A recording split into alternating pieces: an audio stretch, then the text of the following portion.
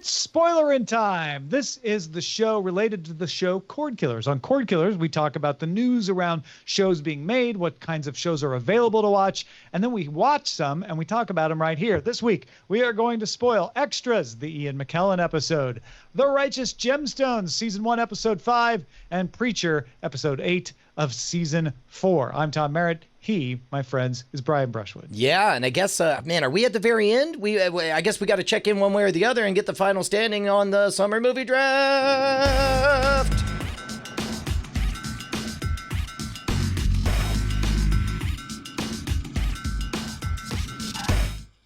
Pretty much all over. Movie draft. Congratulations, Tom.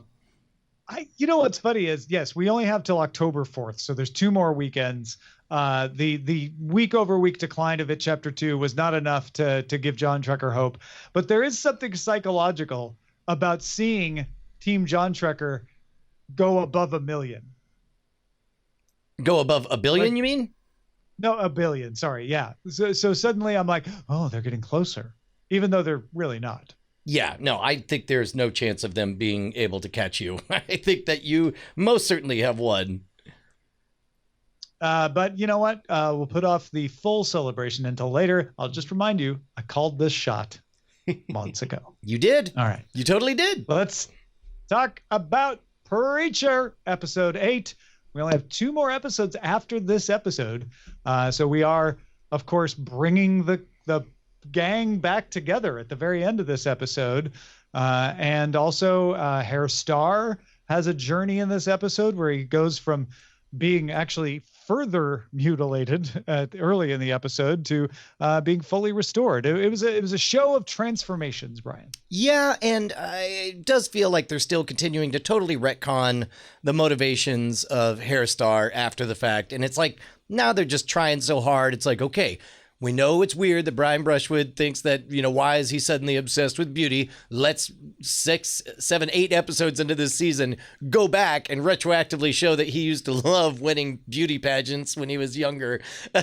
And then that way, see, it is motivated. I'm like, I'm still not believing it. But yeah. I don't mind either way. It was a weird flashback. It felt pasted on a little bit. Also, it was pretty uncomfortable with a couple of the gratuitous violence scenes in this episode. Are you talking about the hanging scene? Yeah. I didn't mind it, actually. I full body, like totally alone, like verbalized body catalepsy, the whole thing. But that told me that was a pretty good setup because... yeah, I guess so, right? It worked because I was uncomfortable, but I didn't need it. I have mixed feelings about this episode because on the one hand, like, oh, thank God, we're making progress. There's going to be a showdown. We've got the team back together and things have happened to transform them. But then some other parts of this that we've mentioned, I was like, oh, but did you have to do that? Seemed unnecessary. But overall, I liked last week's episode better than this week's episode. But I'm glad we're headed towards a good direction for the last 2. Yeah. Okay. Before we talk about all the things I thought were excellent and liked, chief among which is that stuff is actually happening. That's pretty great. But the weirdly unmotivated God biting out Jesse's eye. And that's the other one. Yeah. Right. Although I do buy the idea that God's sort of over humans and is kind of done with them and ready to move forward. I love the idea that by the end of this episode, it's sort of clearly indicated that we're going to see some version of Tulip Cassidy, Jesse, Christ, and Hitler versus God. And the Grail. There are so many parts of this episode, particularly, that sounded great on paper. After when I thought about just how I would describe it, I'm like, that's pretty great, actually. Yeah. Yeah, and I think there's tremendous potential there in all of that.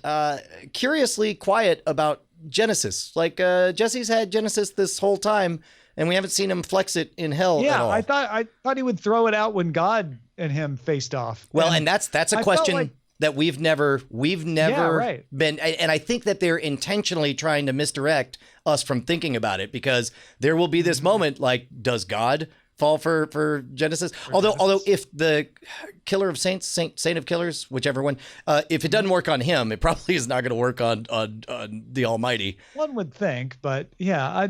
Also, when Jesse suddenly goes, well, then what about kids with cancer? I was like, oh, come on, that's just so lazy. Like, and Jesse has been the one who's been against that line of thinking this whole time, right? That's Tulip's line of thinking. You know, it's acceptable and it's done. I didn't see that coming out of Jesse's mouth. Yeah. And meanwhile, we did get that how they went 3 months raising Humperdew without Cassidy and Tulip hooking up, and only with impending Armageddon do they actually make love. And then, well, you know, when you have kids, Brian, there's no time. That's a good point. You know what? They should have had scheduled date nights or whatever. I did think that little familial bliss was adorable with Humperdew, and they made me appreciate Humperdew. Me too. I loved just the over the top comic vomiting with that sonic nausea setup that the Grail set up. It was amazing. What made that work, and this was a very classic Preacher move, was they didn't let it get in the way of the action. Like all the dialogue and everything that was going to happen kept happening. It was like, wait, hold on. Okay. And I was just like, they didn't call attention to it. I thought that was brilliant. Yeah. What else? I mean, they definitely God's the bad guy. God's the bad guy in this story.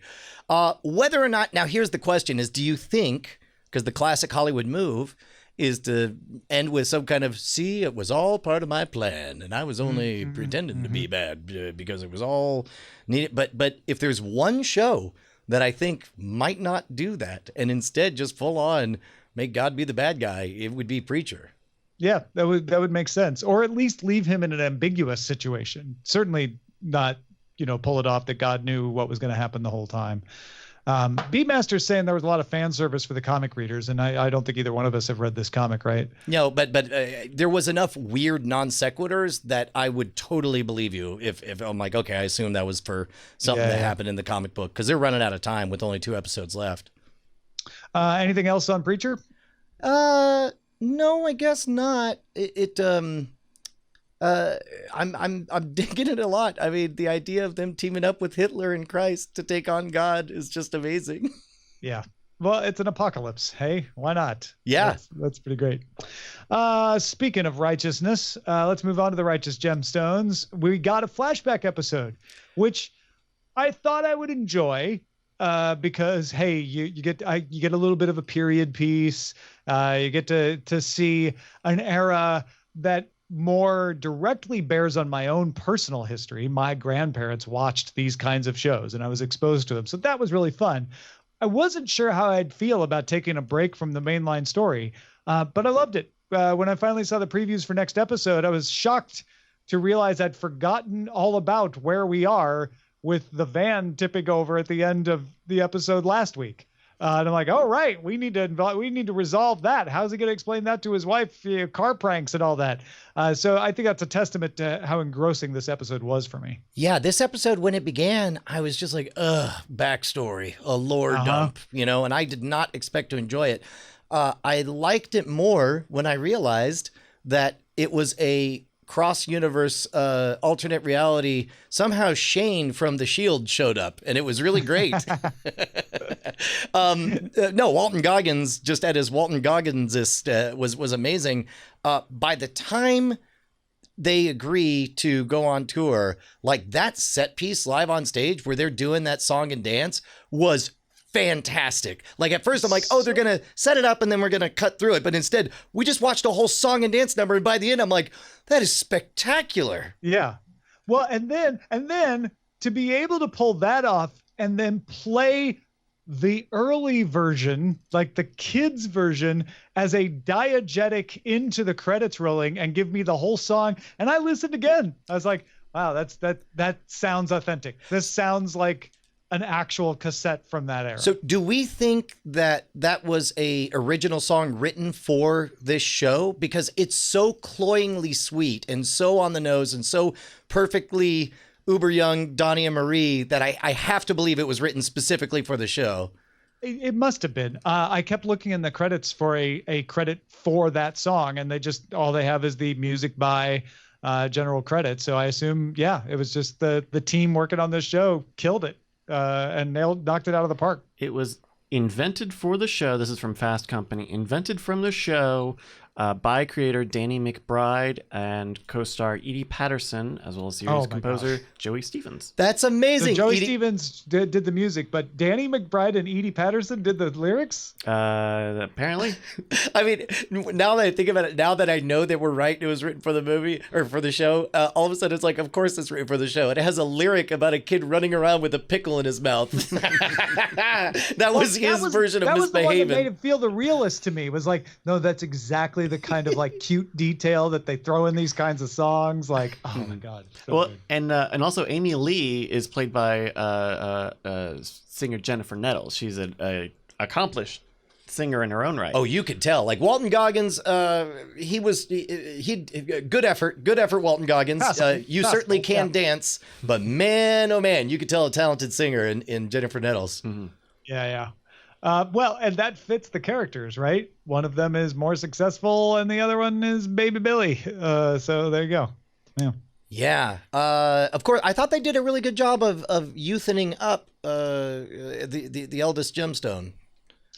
Oh, John Goodman's character. Yeah. Eli, right? Yeah. Yeah.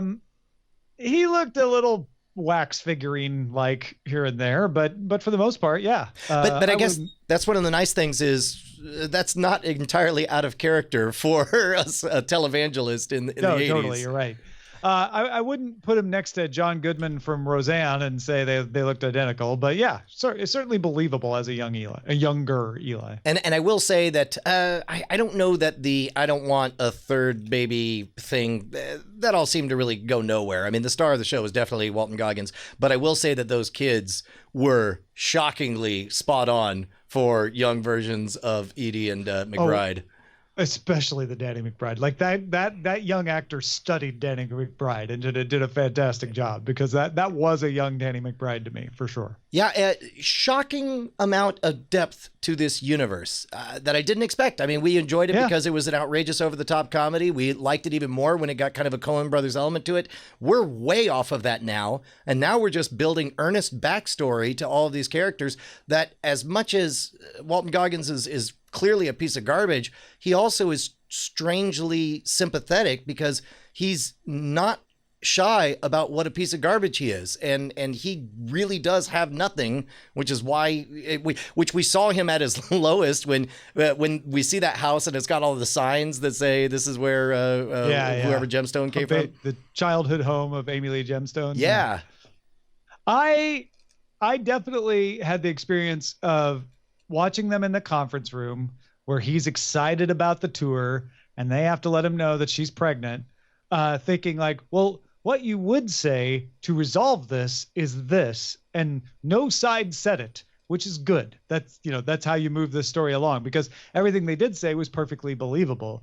But man, that was an avoidable situation that they wouldn't have had to turn into a big family brouhaha, which is how dysfunctional families work. So that's believable to me. Yeah, really, really enjoying it. Highly recommended. All right, let's finish up with extras. This episode involves Ian McKellan, where our hero, played by Ricky Gervais, wants to branch out, wants to do something away from the sitcom to kind of polish his image, show that he can do something else. But unfortunately runs into a high school friend who makes him feel a little sensitive about being potentially thought to be a homosexual. Not that there's anything wrong with that. And so when he gets cast as a gay character in Ian McKellan's play, and Ian McKellan on the night of encourages him to go ahead and do a kiss in a scene that didn't involve a kiss, of course, as you would expect, it causes Ricky Gervais's character to ruin everything. We'll start with the negative first. That that just didn't age well over the last 13 years. How insane does it seem in today's day and age that somebody would torpedo a play midway because he doesn't want to be seen portraying somebody in love with another man?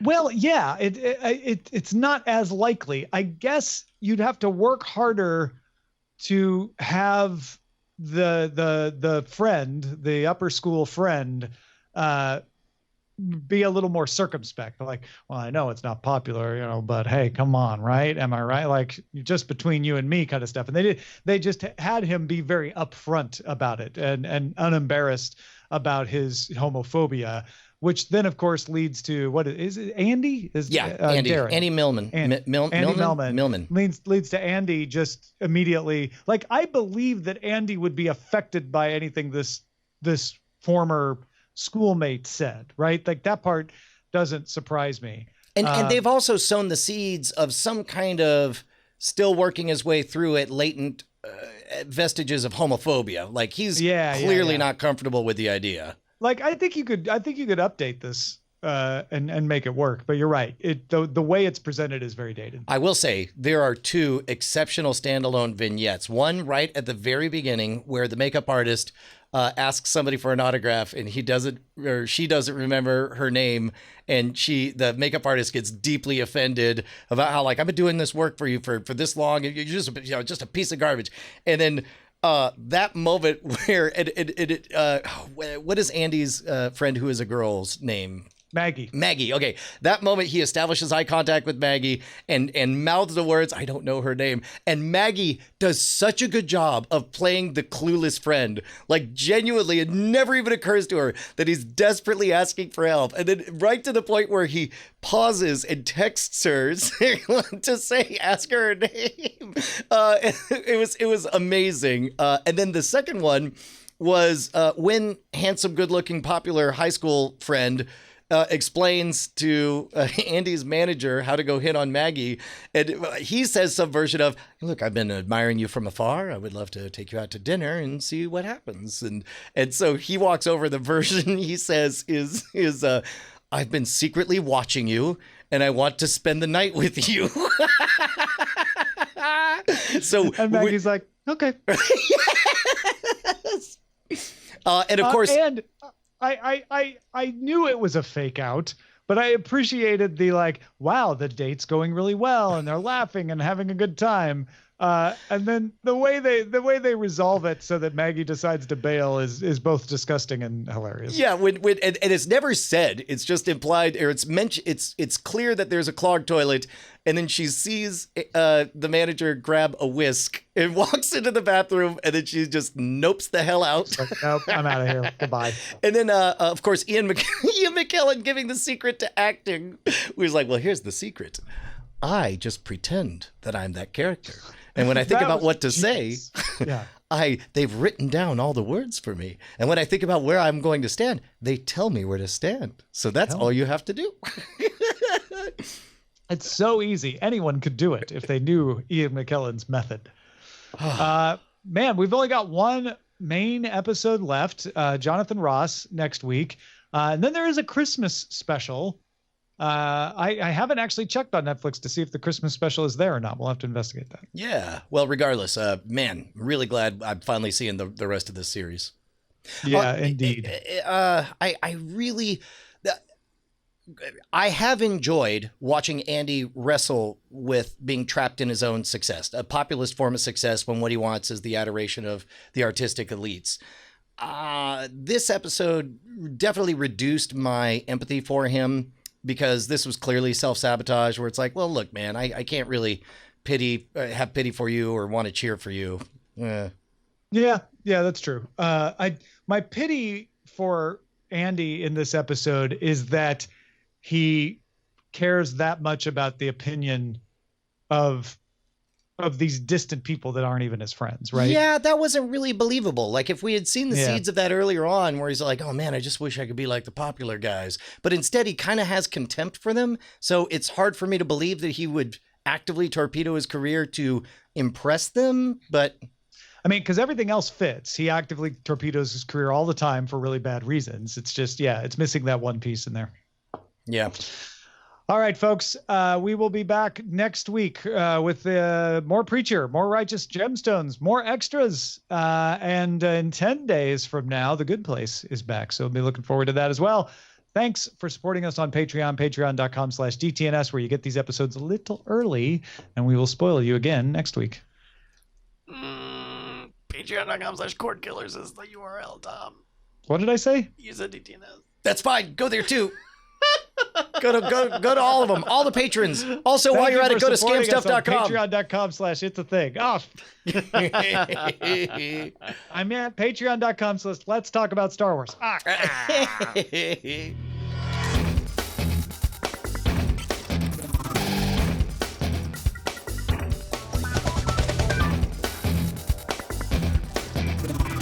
Diamond Club hopes you have enjoyed this program.